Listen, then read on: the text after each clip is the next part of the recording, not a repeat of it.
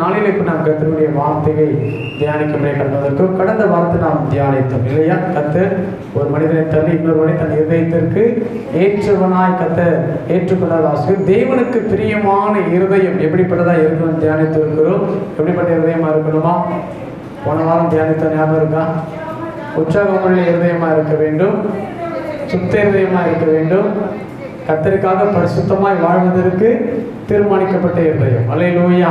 கிறிஸ்துவுக்குள் பிரியமானவர்களே, இந்த நாளில் நாம் தொடர்ந்து நாம் தியானிப்போம் என்று சொன்னால் வாசிக்கிற அந்த நாளை என்னோடு கூட திருப்பிக் கொள்ளுங்கள். ஒரு வேத பகுதி வாசிக்கிறார். நீதிமொழிகள் 21ஆம் வசனம் 21ஆம் அதிகாரம் 2ஆம் வசனத்தை வாசிக்கிறார். நீதிமொழிகள் 21.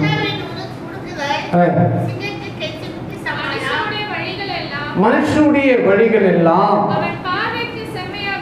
மனுஷனுடைய வழியெல்லாம் அவருடைய பார்வைக்கு செம்மையாய் தோன்றும். கர்த்தரோ இருதயங்களை நிறுத்தி பார்க்கிறார் என்று வேதம் சொல்கிறது. அல்லேலூயா. கிறிஸ்துவுக்குள் பிரியமானவர்களே, இந்த நாள் நாம் மீண்டுமாக தியானிக்க போகிற காரியம் என்ன? இருதயத்தை குறித்து தியானிக்க போகிறோம். அல்லேலூயா. அவருடைய தொடர்ச்சியாக நாம் தொடர்ந்து நாம் தியானிக்கலாம். வேதம் சொல்கிறது மனுஷனுடைய வழிகள் அவளுக்கு செம்மையாய் தோன்றலாம், ஆனால் கர்த்தர் என்ன செய்கிறாரா?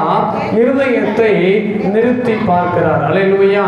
கர்த்தர் இருதயத்தினுடைய காரியங்களை, உள்ளம் தெரியங்களை, இதயத்தோடு இருக்கிறதான யோசனைகளை, இதயத்திற்கு தோன்றுகிற சிந்தனைகளை எல்லாவற்றையும் தேவன் திட்டம் தெளிவாக அறிந்திருக்கிறார். அல்லேலூயா. நாம் என்ன சிந்திக்கிறோம், என்ன யோசிக்கிறோம், என்ன பேசுறோம், இல்லை இதெல்லாம் யாருக்கு தெரியுமா? ஆண்டவருக்கு தெரியும். நம்முடைய உள்ளத்திலே மௌனமாய் நாம் சிந்தித்தாலும் அவைகளை தேவன் என்ன செய்கிறாரா? அவருடைய காதுகள் கேட்டுக்கொண்டிருக்கிறது. அல்லேலூயா. கிறிஸ்துவுக்குள் பிரியமானவர்களே, இன்றைக்கு அவனமாய் பார்க்கும்போது 3 மனிதனுடைய இதயங்களை குறித்து நாம் தியானிக்கலாம். இதனால வேதம் சொல்லுகிற காரியம் தேவனுக்கு பிரியமா இருக்கிற இதயத்தை தியானித்து இருக்கிறோம். தேவனுக்கு பிரியம் இல்லாத இருக்கிற ஒரு இருதயம். அல்லேலூயா. ஆண்டவர் அருவருக்கிற அல்லது ஆண்டவரை துக்கப்படுத்தக்கூடிய, ஆண்டவரை ஏற்றுக்கொள்ளாது இருக்கிறதான இருதயத்தை குறித்து நாம் தியானிக்க போகிறோம். என்று சொன்னால் ஆண்டவர் இருதயங்களை சரியா என்ன செய்கிறாரா?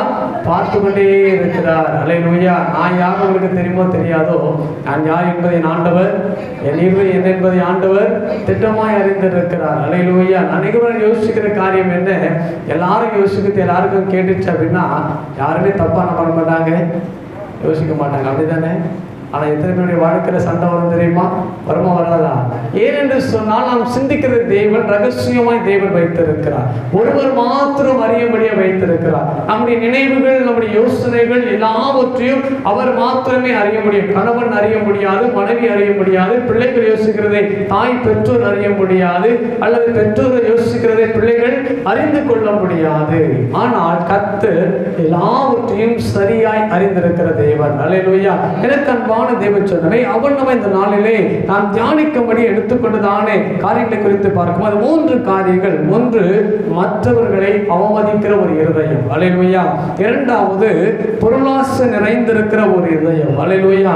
3வதாக வழுவி போகிற ஒரு இருதயம். ஒரு மனுஷனுடைய இருதயத்துக்குள்ளே காணப்படுகிறதான ஒரு காரியங்கள் அவன் நம்மாய் நாம் திருப்பிக் கொண்டோம் என்று சொன்னால், இங்க வாசிக்கிறதான நிலைகளை பார்க்க 2 சாமுவேல் புத்தகத்திலே 6ஆம் அதிகாரத்திலே பார்க்கும் போது தாவீது ராஜா அபிஷேகம் பண்ணப்பட்ட பின்பு அவன் என்ன செய்கிறான் என்று சொன்னால், கர்த்தருடைய உடன்படிக்கை பெட்டியானது அநேக ஆண்டுகாலமாக இருக்கிற கர்த்தருடைய உடன்படிக்கை பெட்டியை பாலை யூதாவில் இருந்து என்ன செய்கிறான் என்று சொன்னால், தாவீது நகரத்திலே, எருசலேம் நகரத்திலே கொண்டு வந்து தன்னோடு கூட வைக்கும்படியால் அவைகளுக்கு கூடாரம் போட்டான் என்று வாசிக்கிறார். கூடாரம் போட்டு தாவீது அந்த உடன்படிக்கை பெட்டியை கொண்டு வரும்படியாக என்ன செய்தார் என்று சொன்னால், அநேக ஜனங்களை அவன் கொண்டு போனான். யூதாவுடைய மூப்பர்கள், பிரபுக்கள், இஸ்ரவேல் ஜனங்களை சார்ந்திருக்கிற எல்லா மக்களையும் அழைத்து கொண்டு போய் கர்த்தருடைய உடன்படிக்கை பெட்டி தன்னோடு கூட இருக்கும்படியாய், கர்த்தருடைய மகிமை தன் தேசத்திலே ஆளுகை செய்யும்படியாக அவளை கொண்டு வரும்படியாக கடந்து போயிருந்தார்.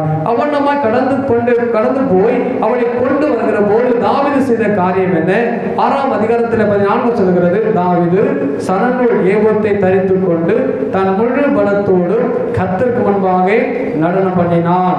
அப்படியே தாவீதும் இஸ்ரவேல் சந்ததியார் அனைவரும் கர்த்தருடைய பெட்டியை கம்பீர சத்தத்தோடு எக்கால துணியோடு கொண்டு வந்தார் என்று சொல்லி 2 சாமுவேல் 6ஆம் அதிகாரத்திலே நாம் வாசிக்கிறோம். அல்லேலூயா. தாவீது கர்த்தருடைய பெட்டியை கொண்டு வருகிற போது மௌனமாக அல்ல அல்லது நிசப்தமாய் அல்ல. வேதம் சொல்லுகிறது அந்த உடன்படிக்கை பெட்டியை கொண்டு வருகிற போது சனங்களுள் ஏகோத்தை என்ன செய்தானா தரித்து கொண்டான். அல்லேலூயா.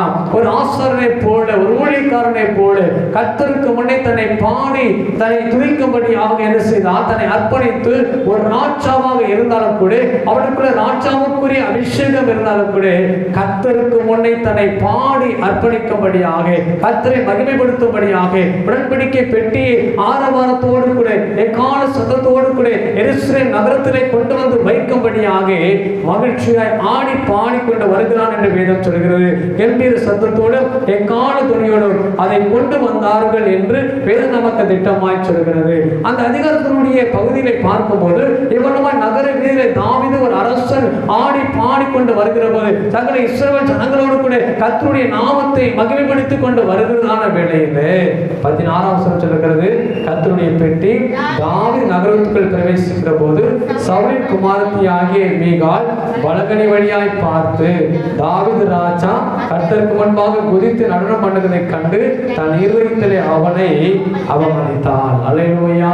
இந்த காரியத்தை பார்க்கிறோம். ஒரு ராஜாவுக்கு மனைவியா இருக்கிற மீகாள் சவுலுடைய குமாரத்தியா இருக்கிறாள் என்று வேதம் சொல்லுகிறது. இப்ப இந்த மீகாள் எங்க போயிருக்கிறாள் அப்படின்னு சொன்னா தாவீதோடு கூட உடன்படிக்கை பெட்டியை எடுத்துக்கொண்டு வருகிற போகும்போது ராஜாத்தி இருக்கிற மீகாள் போயிருக்க வேண்டும். ஆனா ராஜாத்தி இருக்கிற மீகாள் பலகனில பால்கனில நின்று என்ன செய்து கொண்டிருக்கிறாளா, இவள் ஆடி பாடி துதித்துக் கொண்டு வருகிறதை பார்க்கிறாள். அநேகர் ஆடி பாடி துதித்துக் கொண்டு வருவதை குறித்து அவளுக்கு கவலை இல்லை. இப்ப யாரை பத்தி கவலை? ராஜாவா இருக்கிற தாவீதை பத்தி கவலை.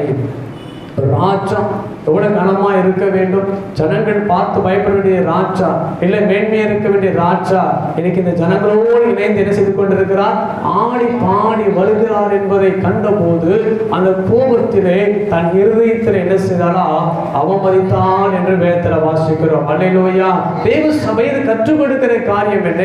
தாவீதுக்கு முன்னே அவருக்கு பின்பு அவர் தாவீது கிட்ட பேசுகிறார், நீ இவனமாய் ஆடி அநேக பெண்களுக்கு பிரியமாய் நடந்து கொண்ட காரியம் என்ன சொல்கிற போது தாவீது சொல்கிறார், என் ஆண்டவருக்கு முன்னே நேசனமாய் இருக்கிற நான் இன்னும் ஆடி பாடி தேவனை மகிமைப்படுத்துவேன். அல்லேலூயா.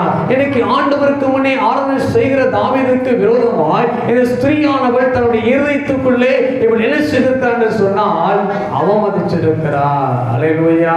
நிறைய பேர் வாய் திறந்து பேச மாட்டோம், ஆனா உள்ளத்திலே என்ன பண்ணணும், எவ்வளவு திட்ட முடியுமோ திட்டம், மனசார திட்டன்றது அதுதான் அர்த்தம் இல்லை. வாயிலிருந்து ஒரு வார்த்தை இந்த சத்தம் போட்டு பேசுகிற ஆட்கள் நேருக்கு நேர் பேசுகிற ஆள் என்ன பண்ணிடலாம், நம்பிடலாம்.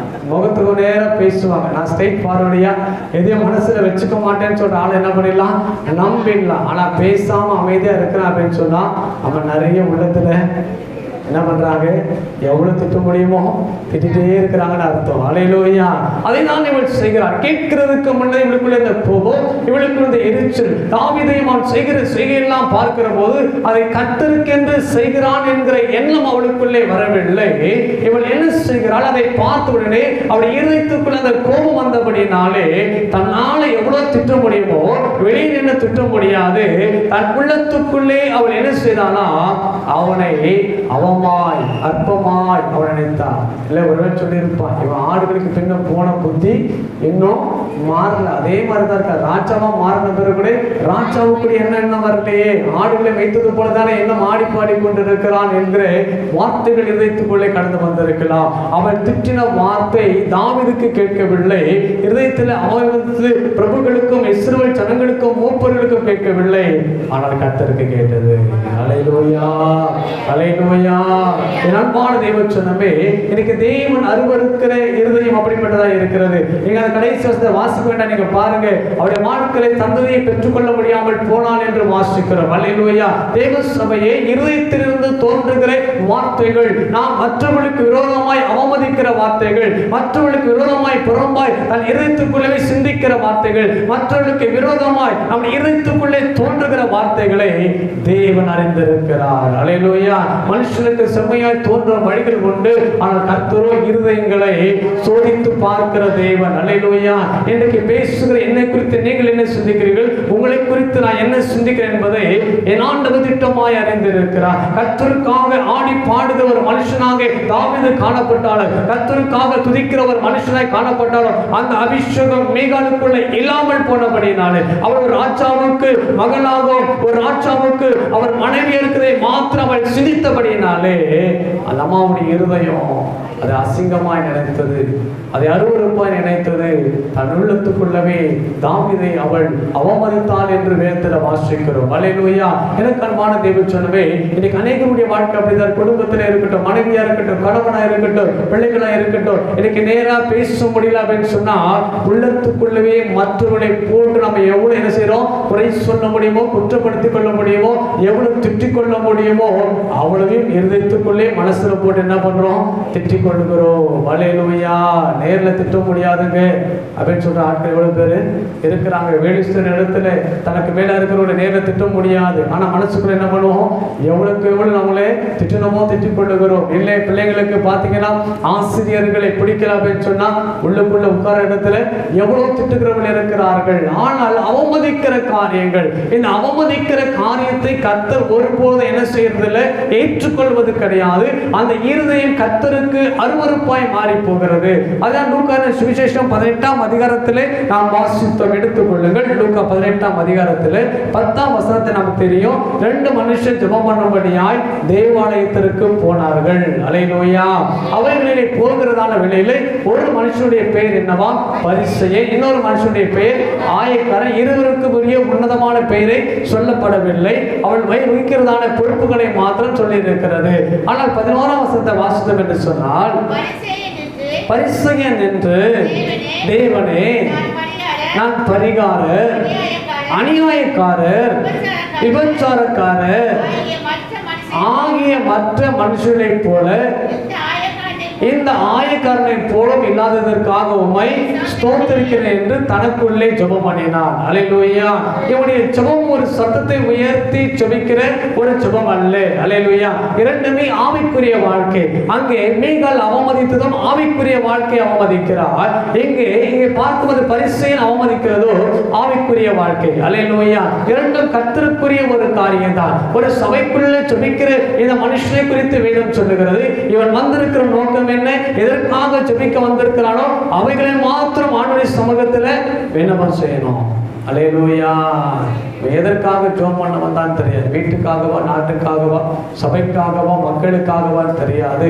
ஆனா ஒரு ஜெபத்தை மாத்திரம் தெளிவா வைக்கிறார், நான் அநியாயக்காரர், பரியாசக்காரர், விபச்சாரக்காரரை போலவும் இந்த ஆயக்காரனை போலும் இல்லாததுக்காக உம்மை ஸ்தோத்திரம் பண்ணுகிறேன் என்ற ஒரு ஜெபத்தை பார்க்கிறோம். இந்த இருதயத்தை அவன் சத்தம் போட்டு ஜெபம் பண்ணான் பைபிள் சொல்லல, தன் இருதயத்துக்குள்ளே ஜெபம் பண்ணினான். தனக்குள்ளே அப்படின்னு சொன்னா இருதயத்துக்குள்ளிருந்து தோன்றுகிறதான வார்த்தை. அல்லேலூயா. உதடுகள் அசையவில்லை, வெளியே வரவில்லை, ஆனா இதயத்துக்குள்ள ஒரு ஜெபம் பண்ணும் போது தன் பக்கத்தில் நிற்கிற ஆயக்காரன், அல்லேலூயா, அவனுடைய ஸ்தானம் உயர்ந்த, உலக பிரகாரமா உயர்ந்த ஒரு ஸ்தானம். அவன் நல்ல ஒரு அரசு படையிலே அவன் இருக்கிறான் என்று நாம் அறிந்திருக்கிறோம். ஆனால் அவனை நேருக்கு நேர் பேச முடியாது. பேசினால் சட்டம் ஒருவேளை அந்த பரிசனுக்கு பாதிப்பை உண்டாக்கி இருக்கலாம். அதற்காக அவன் பேசுகிற காரியம் என்ன, தான் இருதயத்துக்குள்ளவே சொல்லுகிறான், இவனை போலவும் அல்லாமல் இருப்பதற்காக உமக்கு ஸ்தோத்திரம். இந்த ஸ்தோத்திரத்தை ஆண்டவர் ஏற்றுக்கொள்வாரா?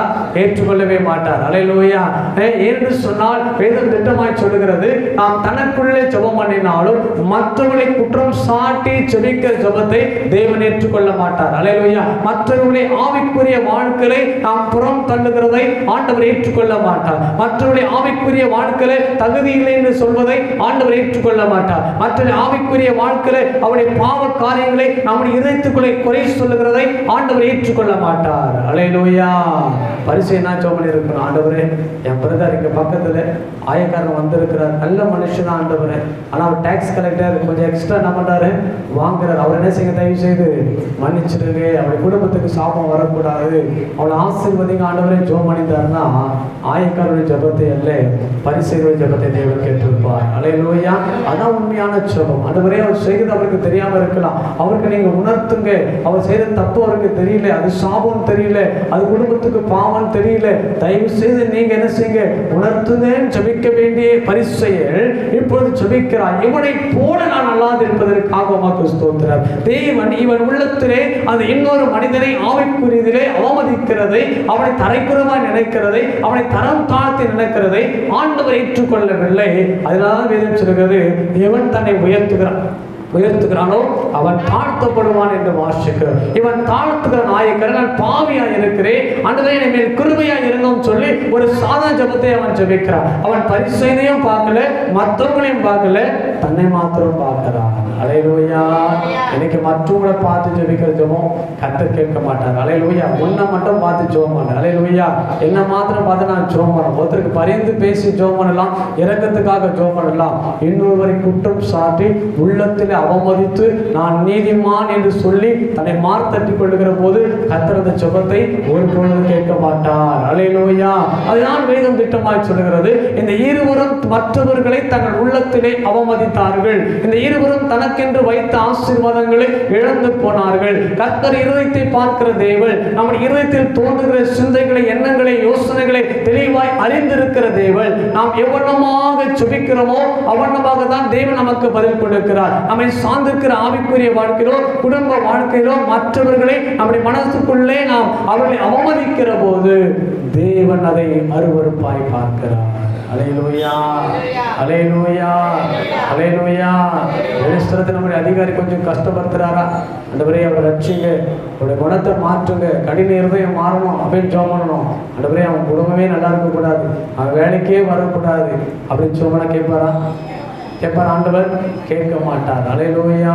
அப்ப ஆண்டவர் நீதி உள்ள தேவன், அவர் நிச்சய நியாயாதிபதியா இருக்க. ஜெபத்துக்கு சரியா பதில் கொடுக்கிற ஆண்டவர். என் ஜெபிக்கிற ஜெபம் சரியா இருந்தா தான் பதில் கொடுப்பா. உன் இருதயம் செம்மையா இருக்கணும். மற்றவங்களை குற்றம் சாட்டவோ, மற்றவங்களை தப்பா நினைக்கவோ, மற்றவங்களை தரம் தாழ்ந்து நினைக்கவோ, மற்றவங்களுக்கு ஒண்ணுமே இல்லைன்னு நினைக்கிறதுக்கோ உனக்கு அதிகாரம் இல்லை. அல்லேலூயா. உனக்கு பாத்திரம் ஆண்டவர் கொடுத்த கிருபையை இன்னொருக்கும் கர்த்தர் கொடுத்திருக்கிறார். அவன் பாவியா இருந்தாலும் உன்னை பார்க்கிற கிருபை அவனுக்கு பெரியது. அல்லேலூயா. அவன் ரட்சிக்கப்படுகிற வரைக்கும் தேவன் அவனுக்கு என்ன செய்கிறாரா?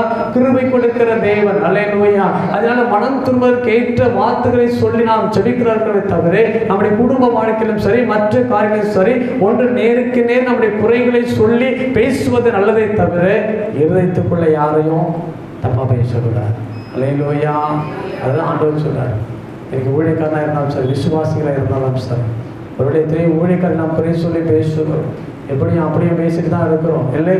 ஒருவேளை அதெல்லாம் தேவன் இதயத்துக்குள்ளே பேசுகிற சிந்திக்கிற காரியங்களை தேவன் அருவருக்கிறவராய் காணப்படுகிறார். அல்லேலூயா. தேவ சபையை முன்னுக்கு முன்னே அநேகர் பேசுவாங்க. முன்னே ஒரு வார்த்தை பேசுவோம், பின்னாடி போயிட்ட பிறகு ஒரு வார்த்தையே பேசுவோம். முன்னே பேசுறதுக்கும் பின்னாடி பேசுறதுக்கும் சம்பந்தமே இருக்காது. அப்போ தேவன் அதை பார்க்கதானே பார்க்கலையா? முன்ன பேசுகிற வார்த்தை ஆண்டவர் பார்க்கிறார், ஒரு மனுஷனுடைய முதுகுக்கு பின்ன பேசுகிற வார்த்தையும் தேவன் பார்க்கிறார். அல்லேலூயா. எனக்கு வேதம் அதான் கற்றுக் கொடுக்கிறது. அவமதிக்கிற ஒரு இருதயத்தை தேவன் அருவருக்கிறவராய் இருக்கிறார். இரண்டாவதாய் பார்க்கப்படும் போது வேதம் கற்றுக் கொடுக்கிற இரண்டாவது பகுதியை பார்த்தோம். லூக்கா விசேஷம் 12ஆம் அதிகாரம், லூக்கா 12ஆம் அதிகாரம் 15ஆம் வசனத்தை திருப்பிக் கொள்ளுங்கள். லூக்கா 12:15. பின்பு அவர் அவர்களை நோக்கி பொருளாசை குறித்து எச்சரிக்கையாயிருங்கள், ஏனெனில் ஒருவனுக்கு எவ்வளவு திரளான ஆஸ்திகள் இருந்தாலும் அது அவனுக்கு ஜீவன் அல்ல. அல்லேலூயா. ஆண்டவர் சொல்லுகிறதான காரியத்தை பார்க்கிறோம். ஆண்டவராக இயேசு ஊழியத்தின் நாட்களிலே நம்மோடு இருக்கிற ஜனங்களை பார்த்து பேசியிருக்கிறார். எதை குறித்து எச்சரிக்கையாய் இருங்கள்? பொருள் ஆசை குறித்து எச்சரிக்கையாய் இருங்கள். அல்லேலூயா. பொருள் ஆசை குறித்து எச்சரிக்கையாய் இருங்கள் என்று வேதம் சொல்லுகிறது. அது மாத்திரமல்ல, இந்த வேத பகுதியை வாசிக்கிறோம். எவ்வளவுதான் ஒரு மனிதன் பணத்தையும் பொருளையும் ஆஸ்தியும் ஐஸ்வர்யத்தையும் சம்பாதித்து வைத்தாலும் அது அவனுக்கு என்ன கிடையாதா? ஜீவன் கிடையாது. அல்லேலூயா. இன்னைக்கு மனுஷனுடைய இருதயம் எதனால் நிறைந்து இருக்கிறது? தேவன் எந்த இருதயத்தை அருவருக்கிறார், எந்த இருதயம் தேவனுக்கு பிரியமில்லாத இருதயம் என்று சொல்லி பார்க்கிற போது வேதம் திட்டமாய் சொல்லுகிறது. இங்கே பார்க்கும்போது பொருளாசை நிறைந்திருக்கிறதான இருதயம். அல்லேலூயா. இந்த பண ஆசை எல்லா தீமைக்கும் எப்படி இருக்கிறதா? வேறாய் இருக்கிறது. போதும் என்று மனமே ஆதாயம் என்று வேதத்துல வாசிக்கிறது. இருக்கிறது போதையா அப்படின்னு வாழ்கிற மனுஷனுடைய வாழ்க்கை நிம்மதியா இருக்கும். இன்னும் இன்னும் இன்னும் இன்னும் என்று ஓடுகிற மனுஷனுடைய வாழ்க்கை நிம்மதியற்று போன வாழ்க்கை. அது பண ஆசை. அந்த பண ஆசை சாதாரண விதையா இருந்து அது முளைத்து அது பணத்திலேயே ஊறி போய் என்ன செய்யலாம்? வேறாய் மாறி போகிறது. அல்லேலூயா. அப்போ அது வேறாய் மாறினா அது கொடுக்கிற கனி என்னவா தான் இருக்கும்? பொருளாசையா தான் இருக்கும். அல்லேலூயா.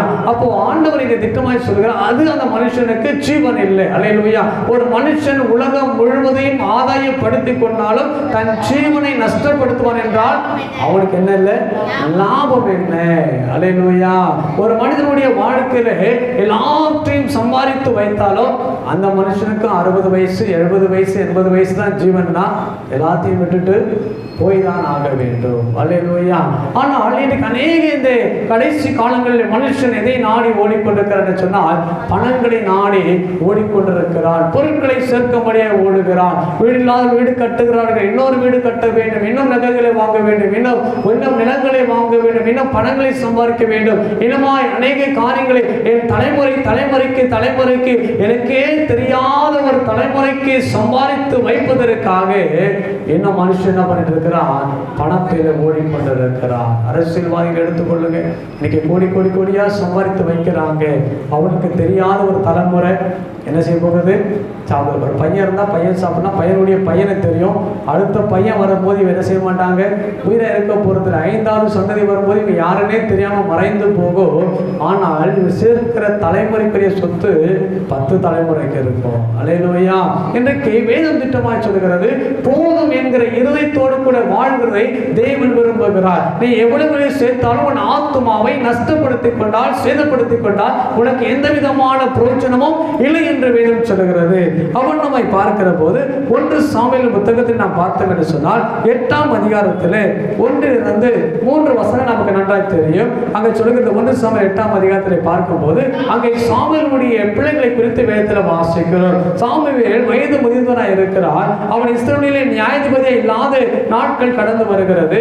இப்பொழுது சாமுவேல் இஸ்ரவேல் ஜனங்களை நியாயம் விசாரித்து இஸ்ரவேல் ஜனங்களை ஆளும்படியாக என்ன செய்கிறார் என்று சொன்னால் தன்னுடைய பிள்ளைகள் 2 பேரை நியமிக்கிறார். யோவேல் என்று சொல்லப்பட்டவனையும் 2வதாக வேதம் சொல்கிறது அபியா என்று சொல்லப்பட்ட ஒருவனையும் என்ன செய்கிறானா தனக்காக தன் பிள்ளைகளுக்காக நியமிக்கிறான் என்று வாசிக்கிறோம். அவர்கள் பெயர்செபாவில் என்ன செய்கிறார்களா? அவர்கள் நியாயாதிபதிகளாக இருந்து நியாயம் விசாரித்தார் என்று 2ஆம் வசனம் சொல்கிறது. ஆனால் 3ஆம் வசனத்தை நாம் வாசித்தோம் என்று சொன்னால், ஆனாலும் அவனுடைய குமாரர் அவன் வழியில் நடவாமல் பொருளாசைக்கு சாய்ந்து பரிதானம் வாங்கி நியாயத்தை புரட்டினார்கள். 1 சாமுவேல் 8ஆம் அதிகாரத்தில் 3 சொல்கிறது. யாரை குறித்து வாசிக்கிறோம்? சாமுவேலுடைய பிள்ளைகளை குறித்து வாசிக்கிறோம். யோவேல் அபியா என்று சொல்லப்பட்ட 2 பிள்ளைகளை குறித்து வாசிக்கிறோம். இவர்கள் பெயர்செபாவிலே சாமுவேலுக்கு பின்பதாக நியாயம் விசாரிக்கும்படியால், கர்த்தருக்கு முன் நிற்கும்படியால், கர்த்தருடைய ஜனங்களுடைய வழக்கை தீர்க்கும்படியால் நியாயாதிபதிகளாய் வைக்கப்பட்டிருக்கிறார்கள். ஆனால் இவனுக்குள்ள என்ன ஆசை? அப்பாவுக்குள்ள இல்லாத இருக்கிற பண ஆசை யாருக்குள்ள இருக்கிறது? யோவேலுக்குள்ளோ அபியாவுக்குள்ளும் இருக்கிறது. அல்லேலூயா.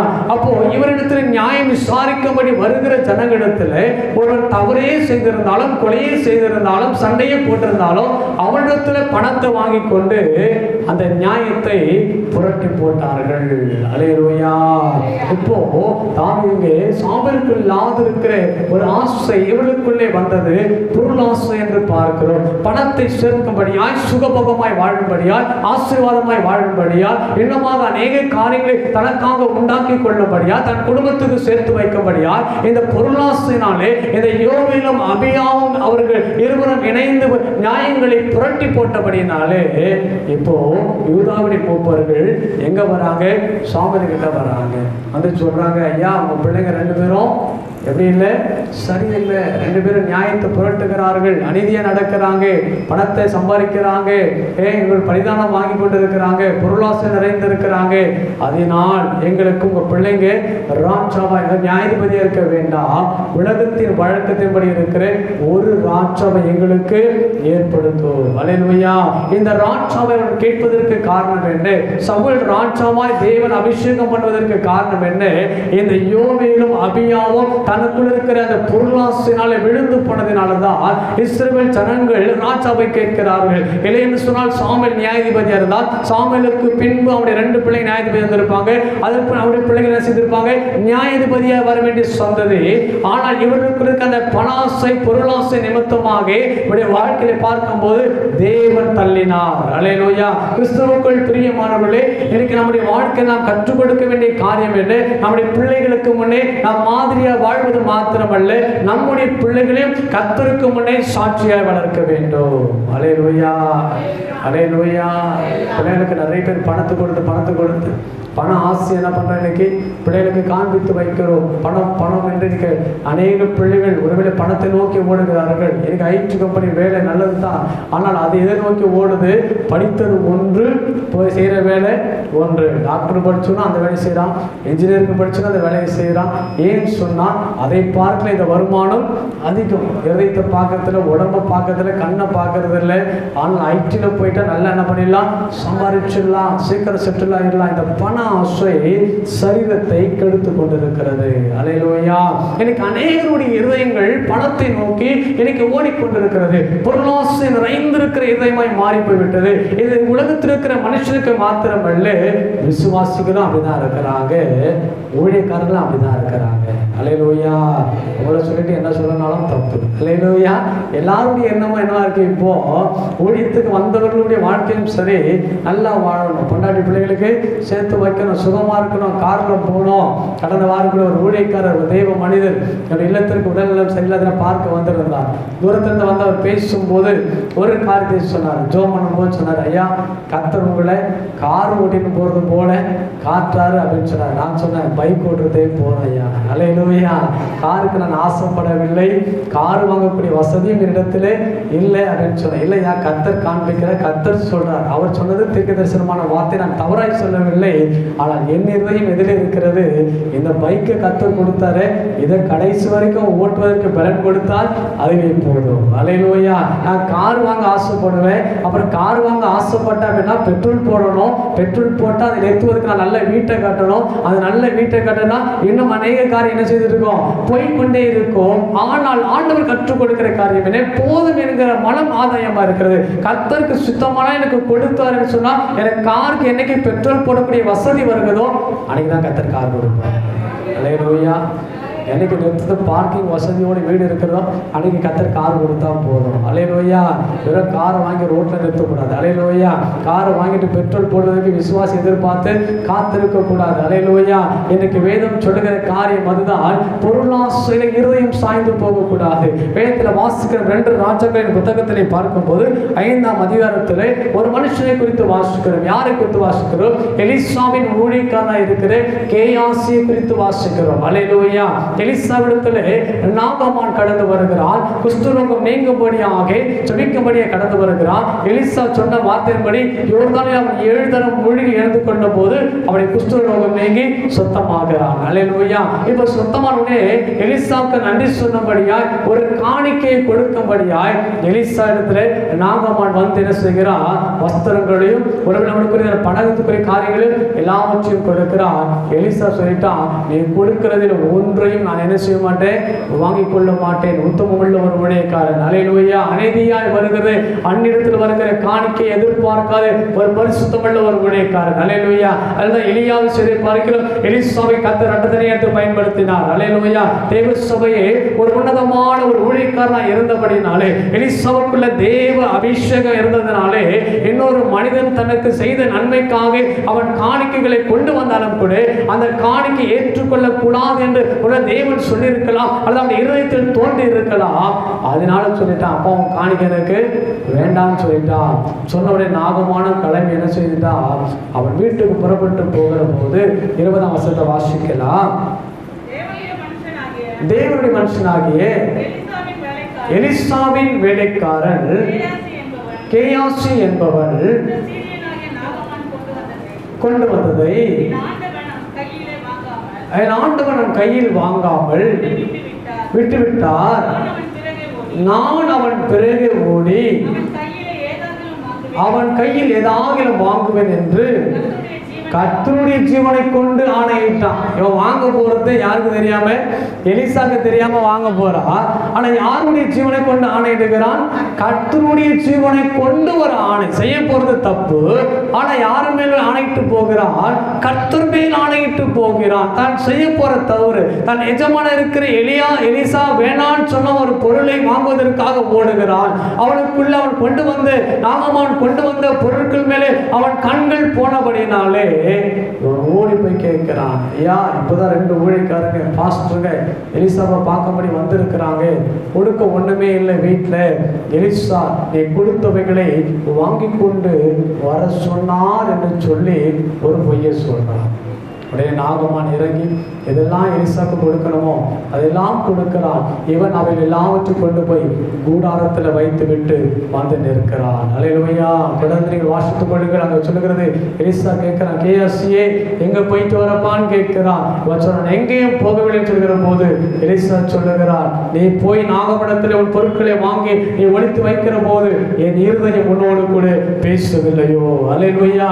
எலிசாவுக்கு தெரியாத காரியம் ஒன்றுமில்லை. வேதம் சீரிய படை சொல்லுகிறது, அவன் தன் மனைவி, நீ போய் சீரிய ராஜா கிட்ட சொல்றான் வருது, நீ போய் உன் மனைவிடத்துல நீ பள்ளி அறையிலே நீ பேசினாலும் கூட சமாரியாவில் இருக்கிற தீர்க்கதரிசி எலிசாவை கண்டுபிடித்துக் கொள்வான் என்று சொல்கிறான். அவ்வளவு வல்லமை வாய்ந்த ஒரு தீர்க்கதரிசி இருக்கிற எலிசா, அவன் மரித்த போது அவன் எலும்புகளை பட்ட ஒரு மனுஷனை உயிர்த்தெழும்படியான வல்லமை நிறைந்திருக்கிற அபிஷேகம் நிறைந்திருக்கிற ஒரு மனுஷன் எலிசா. ஆனா இந்த கேயாசி தான் நான் போய் வருகிற காரியம் யாருக்கு தெரியாது, எலிசாக்கு தெரியாது. அல்லேலூயா. சில ரகசியத்தை கர்த்தர் வெளிப்படுத்தணும்னு நினைச்சார் அப்படின்னா அவமானப்பட்டு போயிடுவோம். அல்லேலூயா. அவனுடைய வாழ்க்கையில பாருங்க, அவனால ஒரு ஊழியக்காரனுக்கு வேலைக்காரனா இருப்பது எவ்வளவு ஒரு பாக்கியம். அந்த எலிசா கொடுத்த அத்தனை கனத்தையும் இவனுக்கும் கொடுத்துருப்பாங்க இல்லை. ஏன்னா அவன் அஸ்டன்ட் கூட இருக்கிற, எங்க போனாலும் இருக்கிறவன் இவன். அப்படிப்பட்ட நிலையில் இருக்கிற ஒரு மனுஷன், ஆனால் அந்த பரிதானத்தினாலே அந்த பொருளாசையினாலே தன் எஜமானோடு கூட இருக்க முடியாமல் போய்விடுகிறது. அங்க எலிசா சொல்றான், நாகமானுக்கு வந்த குஷ்டரோகம் உன்னையும் உன் குடும்பத்தையும் பிடித்துக் கொள்ளும். அல்லேலூயா. தப்பு செய்யும்போது சாபம் எனக்கு மாத்திரம் இல்லையா, என் சந்ததிக்கும் சாபமாய் மாறி போகும். அல்லேலூயா. ஒரு பாவம் அப்படித்தான். தேவனுக்கு பிரியமில்லை இருக்கிற பொருளாசை அப்படிப்பட்டதுதான். நாம் அதை செய்கிற போது அந்த பாவம் எப்படியே மாறி போகிறதா, சந்ததியை பாதிக்கிறது. இன்னொருடைய சாபம், எதை நீ வாங்கினாயோ அவனுக்குரிய சாபம் உன்னை பற்றி கொள்ளும். அல்லேலூயா. கேஎஸ் நீங்க பார்க்கும் நாகமானுக்குரிய சாபம் நீங்கினது, ஆனால் நாகமானுக்கு இந்த சாபம் கேயாசிக்கு வந்தது. அல்லேலூயா. ஜாக்கிரதை உள்ளவர்களாய் இருக்க வேண்டும். தேவன் கொடுத்த உத்தரவாதத்திலே நாம் கொடுக்கப்பட்ட காரியங்களிலே வருகிற பணங்களிலே எல்லாவற்றும் உண்மை உள்ள இருக்கணும். சம்பளம் வாங்குறோமா, சம்பளத்தில் உண்மை உள்ள இருக்கிறோம். அது எது வந்து அதை மாற்ற நாம் சம்பாதித்துக் கொள்ள வேண்டும். பரிதானத்தை நோக்கியோ அல்லது மற்றவர்களுக்கு வர வேண்டிய காரியங்களோ நாம் எடுத்துக்கொள்வோம் என்று சொன்னால் தேவன் அருவருக்கிறார். அல்லேலூயா. அல்லேலூயா. தேவன் இருதயங்களை பார்க்கிற ஆண்டவர். இன்னைக்கு அநேக மனுஷர்கள் இன்னைக்கு பரிதானத்தையும் பொருள் ஆசையை நம்பி ஓடிக்கொண்டிருக்கிறார். எத்தனையோ மனுஷர் பார்க்க ஊழியத்தில் எனக்கு பணம் தான் கொள்கையாக இருக்கிறது. ஆத்துமக்களை குறித்த பாரம் எனக்கு இல்லை. எந்த ஊழியக்காரர் இருந்தாலும் சபையாக இருந்தாலும் பணத்தை குறித்தான் பேசுகிறோமே தவிர, பொருளை குறித்தான் பேசுகிறோமே தவிர, ஆத்துமாக்களை தாரும் என்று ஜெபிக்கிறவர்கள் மிக குறைவாக இருக்கிறார்கள். அல்லேலூயா. தேவன் பொருள் ஆசைக்குரிய காரியங்கள் அல்ல, ஆத்துமாக்களை அறுவடை செய்வதற்காக தான் தேவன் சபைகளை வைத்திருக்கிறார். அல்லேலூயா. கொடுக்கிற பொருள் ஒரு காலம் பரலோகத்தில் போய் சேர போறதே கிடையாது. ஆண்டவர் நம்ம பொக்கிஷம் சேர்த்திருங்கள், பொக்கிஷம் சேர்த்து பாட்டு பாடுறோம். என்ன பண்றோம்? பொட்டும் மறிக்காதேன்னு பாடுறோம். ஏன்? பரலோகத்தில் சேர்க்கிற ஆத்துமாக்கள் ஒன்றுதான் அது அப்படியே இருக்கும். அல்லேலூயா. இந்த பூமிக்குரிய எதை சேர்த்து வைத்தாலும் எல்லாமே எத்தனை சவரம் போட்டுட்டு அழகா இருந்தாலும் செத்த பிறகு முதல்ல அதை தான் என்ன பண்றாங்க? கேட்டுறாங்க. கணவர் ஆசையா வாங்கி போட்ட சரடு தான் கணவருக்கு முன்னாடி மறைச்சிட்டா என்ன பண்றோம்? முதல்ல கடைசியில் பார்க்க என்ன இருக்குதாப்பா, வெறும் மஞ்சள் கயிறு கட்டி என்ன பண்ணுறோம்? அடக்கம் பண்ணுறோம். ஒரு சின்ன குண்டு மணி கூட என்ன செய்யறதில்லை, விடுறதில்லை. அந்த மோந்திரம் வரலன்னா கூட வெட்டியாவது என்ன பண்ணுறோம்? அவர் பல வருஷமாக அவர் சொந்தமாக வாங்கி போட்டிருக்கிறார். அதை கழட்ட கூட முடியாது. ஆனால் செத்த பிறகு அதை கழட்டுவதற்கு பண்ற பிரயாசம் இருக்கு பாருங்க. அந்த அன்பு எங்கே போச்சு, அந்த பாசம் எங்கே போச்சு தெரியாது. அதை கூட விடாமல் கழட்டி விடுகிற உலகம் இது. அல்லேலூயா.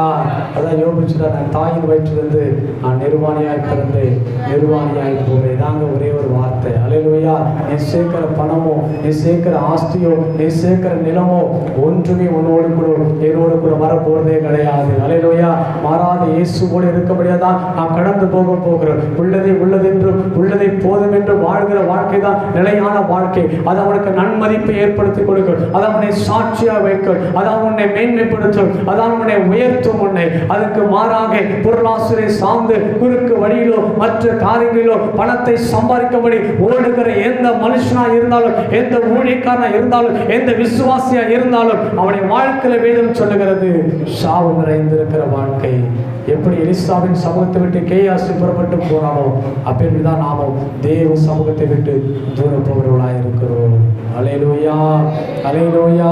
நேரம் கடந்து போய் வசந்தை மாத்திரம் குறித்துக் கொள்ளுங்கள். ஏசாயா 57:17 சொல்லுகிறது. ஏசாயா 57:17 சொல்லுகிறது, ஆண்டவர் பொருளாசை நிமித்தமாக இஸ்ரவேல் ஜனங்களை வெறுத்தார், அடித்தார், கோபம் கொண்டார் என்று வேத பகுதியிலே நாம் வாசிக்கிறோம். மூன்றாவதாக நாம் பார்க்கிற போது மூன்றாவது ஒரு இருதயத்தை தேவன் அருவருக்கிறார். யாருடைய இருதயத்தை சொல்லி பார்க்கும்போது கர்த்தரை விட்டு வழுவி போகிற, விலகி போகிற இருதயம். அல்லேலூயா. வாசித்தம் என்று சொன்னால் 1 ராஜாக்கள் 11ஆம் அதிகாரத்தை என்னோட திருப்பிக் கொண்டு 1 ராஜாக்கள் 11ஆம் அதிகாரத்தை எடுத்துக்கொண்டு அப்படின்னு சொன்னால் சாலமோனை குறித்து வாசிக்கிறோம். சாலமோனை கர்த்தர் தாவீதுக்கு பின்பதாக ராஜாவாக அபிஷேகம் பண்ணினார். சாலமோனுடைய நாட்களை பார்க்கும்போது சாலமோன் ஆண்டத்தில் என்ன கேட்கிறான்னு சொன்னால், ஆண்டவரே, நான் சின்ன பிள்ளையா இருக்கிறேன், இந்த ஜனங்களுக்கு முன்னே நான் நியாயம் விசாரிப்பதற்கு எனக்கு அறிவை தாங்க, ஞானத்தை தாங்க அப்படின்னு சொல்லி கேட்கிறார். அப்படி கேட்கிறதான வேளை வாசிக்க வேண்டாம். 1 ராஜாக்கள் 3ஆம் அதிகாரத்தில் 12ஆம் வசனத்தையும் வாசித்து 13ஆம் வசனத்தை பார்த்து சொன்னா அங்கே கேட்கிறான். ஆண்டவர் சொன்னாரு சாலமோனை பார்த்து, நீ ஞானத்தை கேட்டாய், நீ கேளாத ஐஸ்வர்யத்தையும் ஆஸ்தியும் நான் உனக்கு நிறைவாய் கொடுப்பேன், கனத்தையும் உனக்கு கொடுப்பேன் என்று கர்த்தர் வாக்குரைக்கிறார். சாலமோனுக்கு அந்த தேவன் கொடுத்த ஆசீர்வாதங்கள். ஆண்டவர் சொன்னாரு, உனக்கு முன்னே ஞானத்தில் சிறந்த ஒரு மனுஷன் உனக்கு முன்னாடியும் இருந்தது இல்லை, உனக்கு பின்னாக என்ன செய்ய போறதில்லை, வரப்போகிறதில்லை. அப்பேற்பட்ட ஒரு ஞானத்தை ஆண்டவர் சாலமோனுக்கு கொடுத்தார். அல்லேலூயா. சாலமோன் நாட்களை யுத்தமில்லாதபடிக்கு இளைப்பாறப்படினார். அநேக ஜனங்கள் சாலமோனுடைய ஞானத்தை கேட்கும்படியால் புறப்பட்டு வந்தார்கள் என்று வேதத்திலே நாம் வாசிக்கிறோம். அல்லேலூயா. ஆனால் சாலமோன் செய்த காரியம் என்ன? வேதம் 11ஆம் அதிகாரத்தில் பார்க்கும்போது ஒரு சில வார்த்தை நான் வாசிக்கிறேன். 1வது கடைசி பகுதியிலே பார்க்கும்போது சாலமோன் என்ன செய்தானா, அநேக ஸ்திரீமார்களை வாகம் பண்ணினான், அந்நிய ஜாதியான அநேக ஸ்திரீகள் மேலும் ஆசை வைத்தான் என்று சொல்லி 11ஆம் அதிகாரத்தில் 1ஆம் வசனம் சொல்கிறது. அல்லேலூயா. 2ஆம் வசனத்தை பார்க்கும் போது அங்கே வாசிக்கிற கடைசி பகுதியில் சாலமோன் அவர்கள் மேல் ஆசை வைத்து அவர்களோடு கூட ஐக்கியமாய் இருந்தான். அல்லேலூயா. 3ஆம் அதிகாரத்தில் வேதம் சொல்கிறது கடைசி பகுதியில் ஸ்திரீகள் அவன் இருதயத்தை வடிவி போக பண்ணினார்கள் என்று வாசிக்கிறோம். அல்லேலூயா. 4ஆம் அதிகாரத்தில் 4ஆம் வசனத்தை பார்க்கும் போது அதனால் அவனுடைய இருதயம் அவன் தகப்பனாகி தாவீதின் இருதயத்தை போல தன் தேவனாய் கர்த்தரோடு கூட உத்தமமாய் இருக்கவில்லை என்று வேதம் சொல்லுகிறது. அல்லேலூயா.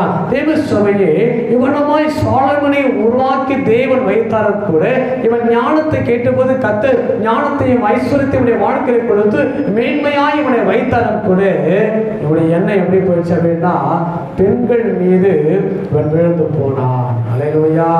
3 ஆசை இருக்கக்கூடாதுன்னு சொல்லுவாங்க. என்ன ஆசை இருக்கக்கூடாது சொல்லுங்க பார்க்கலாம். என்ன ஆசை இருக்கக்கூடாது? பெண்ணாசை, மண்ணாசை, பொன்னாசை. அல்லேலூயா. அது முதல்ல வந்து பெண்ணாசை, இரண்டாவது மண்ணின் மீது ஆசை, மூன்றாவதாக பொருள் ஆசை. இதை 3 ஒரு மனுஷன் என்ன பண்ணுமா அழித்து போடும், உயர்த்தாது அழித்து போடும். அப்போ இவனுடைய வாழ்க்கையை பார்க்கும்போது இது எல்லாவற்றையும் மண்ணாசையும் மண்ணையும் பொன்னையும் தேவன் கொடுத்துட்டாரு. இவருடைய எண்ணங்கள் பார்வோனுடைய குமாரத்தின் மேலே, எகிப்தில் இருக்கிற ஸ்திரீகள் மேலே எண்ணங்கள் போய் அநேக ஸ்திரீகள் அவனை விவாகம் பண்ணினான் என்று வேதம் சொல்கிறது. அவனுக்கு என்ன செய்யலாம்? அவனுக்கு பிரபுக்கள் குலமான 700 மனையாட்டிகளும் 300 மறைமனையாட்டிகளும் இருந்தார்கள் என்று வாசிக்கிறோம். உலகத்திலே அதிகமான மனைவியை கட்டினவர் அவர் தான். அல்லேலூயா. அந்த ரெக்கார்டை யாரும் வரைக்கும் இனிமேலும் பண்ணவும் முடியாது. அல்லேலூயா. ஆனால் இவனுடைய வாழ்க்கை எல்லாம் செஞ்சிருந்தாலும் கூட அந்த ஸ்திரீவுடைய வார்த்தைக்கு செவி கொடுத்து தாவீது எப்படி உத்தமமாய் ஆண்டவரை தேடினாலோ, எப்படி தாவீது ஆண்டவருக்கு முன்னே உண்மையாய் கர்த்தரை ஆராதித்தானோ, அந்த இருதயத்தை அந்த பெண்கள் என்ன செய்தாங்களா வழுவி போக பண்ணினார்கள். அல்லேலூயா. அவர்கள் விக்கிரகத்தை ஆராதிக்கிற ஜனங்கள் அந்த ஸ்திரீயத்தின் உறவு வைத்துக் கொண்டபடினாலே, சம்பந்தம் பண்ணினபடினாலே, இப்போது சாலமோன் ஜீவனுள்ள தேவனை ஆராதித்தாலும் தன் தகப்பனாகிய தாவீதுடைய இருதயத்திலே தாவீதுடைய தேவனை தேடாதபடிக்கு இது என்ன பண்ணிட்டாங்க? அவர்கள் எகிப்திலே ஆராதித்திருக்கிற பலி செலுத்திலே பிள்ளை தெய்வங்களை ஆராதிக்கும்படியாய் கொண்டு வந்து வச்சுட்டாங்க. அல்லேலூயா. நிறைய பேர் கல்யாணம் பண்ற ஆட்கள் இருக்கிறாங்க. பொண்ணு இதுதான் பாஸ்டர், பையன் இதுதான், நல்ல அலைன்ஸ், நல்ல வேலை செய்யலாம், நல்ல குடும்பம். அது ஒன்றும் இல்லை, நீங்கள் ஒரு ஞாசனம் கொடுத்துருங்க, நாங்கள் என்ன பண்ணிடுறோம் கிறிஸ்டின் படியே மாறிடும்னு சொல்கிறாங்க. எத்தனை பேர் கல்யாணம் பண்ணி வைக்கிறது தெரியுமா? எத்தனை பெண்களை அப்படி பார்த்து அது கடைசி வரைக்கும் பாருங்க அந்த பிள்ளை இந்தியாவாக தான் இருக்கும். அவங்க வீட்டில் பாருங்கள், ஒரு குழந்தை பிறந்து போகட்டும், அந்த குழந்தைக்கு மை வைத்து பொட்டு வைத்து இல்லை பண்றாங்க. இல்லையே அவர்கள் திருமணத்துக்காய் மாறி வந்தவர்கள் இருதயம் ஒண்ணு எங்கதான் இருக்கிறது? அந்நிய தெய்வத்தில் தான் இருக்கிறது. அதே போல சாலமோனுக்காய் மாறினார்கள். ஆனா அவருடைய வாழ்க்கையில அவர்கள் அந்த அந்நிய தெய்வத்தை விட்டு விலகி வரவில்லை. அல்லேலூயா. இப்போ சாலமோனுக்கு நாளுக்கு நாள் நெருக்கம் ஏற்படுகிறதுனாலே, இந்த ஸ்திரீகள் பலி செலுத்த சொல்றதுனாலே, இவன் சேனை உருவாக்கி இருக்கிற, தனக்கு ஞானத்தை கொடுத்து தன் தகப்பன் ஸ்தானத்திலே ராஜாவாக்கி இருக்கிற தேவனை விட்டு விலகி அவன் அந்நிய தேவர்களை என்ன செய்தானா அவன் பின்பற்றி போனான் என்று வேதம் சொல்கிறதை பார்க்கிற மாற சொல்கிறது. 6ஆம் வசனத்தில் சாலமோன் தன் தகப்பனாய் தாவீதை போல கர்த்தரை பூர்ணமாய் பின்பற்றாமல் கர்த்தரின் பார்வைக்கு பொல்லாப்பானதை செய்தான் என்று வாசிக்கிறோம். 9 சொல்கிறது, கடைசி இஸ்ரவேல் ஆகையால் இஸ்ரவேல் தேவனாய் கர்த்தர் சாலமோனுக்கு 2 விசை தரிசனமாகி அந்நிய தேவர்களை பின்பற்ற வேண்டாம் என்று கட்டளையிட்டிருந்தோம். அவன் கர்த்தரை விட்டு தன் இருதயத்தை திருப்பினான். அல்லேலூயா. அல்லேலூயா. எங்கேயோ போக வேண்டிய ஒரு மனிதனுடைய வாழ்க்கை, இந்த சாலமோனுடைய வாழ்க்கை கடைசியில் யாரை விட்டுனா ஆண்டவரையே விட்டு விலகி போனான். அல்லேலூயா. தேவ சபையே இன்னைக்கு வேதம் சொல்லுகிறது, அந்நியரோடு கூட உறவுகளோடு கூட நேசம் கொள்வது நல்லதுதான். ஆனால் கர்த்தரை விட்டு விலகி போகிற எந்த விதமான உறவாக இருந்தாலும் ஜாக்கிரதையாக இருக்க வேண்டும். அல்லேலூயா. தாவீதுடைய வாழ்க்கையில அநேக தேசங்களுக்கு ஓடி போனான், வெளிஸ்தருக்கு ஓடி போனான், அமெரிக்க இடத்துல போனான், எல்லா இடத்திலும் வாழ்ந்து வந்தான். ஆனால் தாவீது சொல்கிற காரியம் இல்லை, என் தேவனை அன்றி வேறு தேவன் இல்லை. அல்லேலூயா. கர்த்தருக்கு ஒப்பான தேவன் இல்லை. எல்லா இடத்துல போய் பார்க்கிற போது தாவீது சொல்கிறார், என் தேவனுக்கு ஒப்பான தேவன் இல்லை, உமக்கு நிகரான தேவன் இல்லை, நீ ஒருவரே தேவன் என்பதை நான் அறிந்திருக்கிறேன். என் தாயின் வயிற்று உருவானது முதற்கொண்டு நீர் எனக்கு தேவனாய் இருக்கிறேன். தாவீதுடைய வாழ்க்கையில ஏன் இந்த ஆசீர்வாதம்? எல்லா நிலைகளிலும் ஆண்டவர் உறுதியை பற்றி கொண்டான். எந்த இடத்துக்கு போனாலும் அவன் அந்நிய ஜனங்களை அவன் நாடி போனாலும் அவன் அங்கு திருமண உறவு வைத்துக் கொள்ளவில்லை. அங்க இருக்கிற தெய்வத்தை அவன் ஆராதிக்கவில்லை, அந்த தெய்வங்களுக்கு அவன் பலி செலுத்தவில்லை. அவனுக்கு தெரிந்ததெல்லாம் ஒரே ஒரு ஆண்டவர், பிதாவாகிய தேவன் மாத்திரம் தான். அல்லேலூயா. ஆபிரகாமின் தேவன், ஈசாக்கின் தேவனும் யாக்கோபின் தேவனுமாய் இருக்கிறவரே தனக்கு தேவன் என்பதில் உறுதியாய் இருந்ததினாலதான் கர்த்தர் தாவீது இருதயத்துக்கு ஏற்றவனாய் மாற்றி போனார். ஆனால் சாலமோனுடைய வாழ்க்கையில எங்கெல்லாம் போய் பெண்ணு கட்டினானோ, எங்கெல்லாம் போய் சம்பந்தம் வைத்துக் கொண்டானோ, அங்க இருக்கிற தெய்வத்தெல்லாம் அவன் ஆராதிக்க ஆரம்பித்தான். வேதம் சொல்லுகிறது, கர்த்தர் 2 விசை அவனுக்கு தரிசனமானார். கர்த்தர் எச்சரித்தோம், கர்த்தரை விட்டு விலகி போவதிலே அவன் நோக்கமாய் இருந்தானே தவிர கர்த்தரை பக்கம் அவன் இருதயம் திரும்பாமல் போயிற்று. அல்லேலூயா. வழுவி போகிற ஒரு இருதயம் தேவன் அருவருக்கிற ஒரு இருதயமா இருக்கிறது. அன்பான தேவன் சொன்னவை இன்னைக்கு அநேகருடைய இருதயம் வழுவி போய் கொண்டு இருக்கிறது. நான் அநேக மாதிரி பிரசங்கத்தை சொல்லிட்டே இருக்கிறேன். விக்கிரகத்தை விட்டு வெளியே வாங்க. என்ன விற்கிறோம்? கர்த்தருக்கு விரோதமாய் நீ எதெல்லாம் நேசிக்கிறியோ அதெல்லாம் விக்கிரகம் தான். அல்லேலூயா. நீ நேசிக்கிற எந்த ஒரு காரியமா இருந்தாலும் எதற்கு முதலிடம் கொடுக்கிறாயோ கர்த்தரை தவிர அதெல்லாம் விக்கிரகத்துக்குரியதாக இருக்கிறது. வேதம் சொல்லுது, கர்த்தர் நமக்கு அநேக முறை நமக்கு வார்த்தை நிமித்தமாய், ஜபத்து நிமித்தமாக, வேத வாசிப்பு நிமித்தமாக நம்மை அநேக முறை எச்சரித்திருக்கிறார். இன்னும் அநேகருடைய வாழ்க்கையில எதற்மெல்லாம் ஓடிக்கொண்டிருக்கிறாயோ அதெல்லாம் நீ நேசிக்காதெல்லாம் விக்கிரகம் இருக்குது. மண்ணின் மீது உனக்கு ஆசை இருந்தால் அது கர்த்தருடைய பார்வையில் அது எப்படி இருக்கிறதா?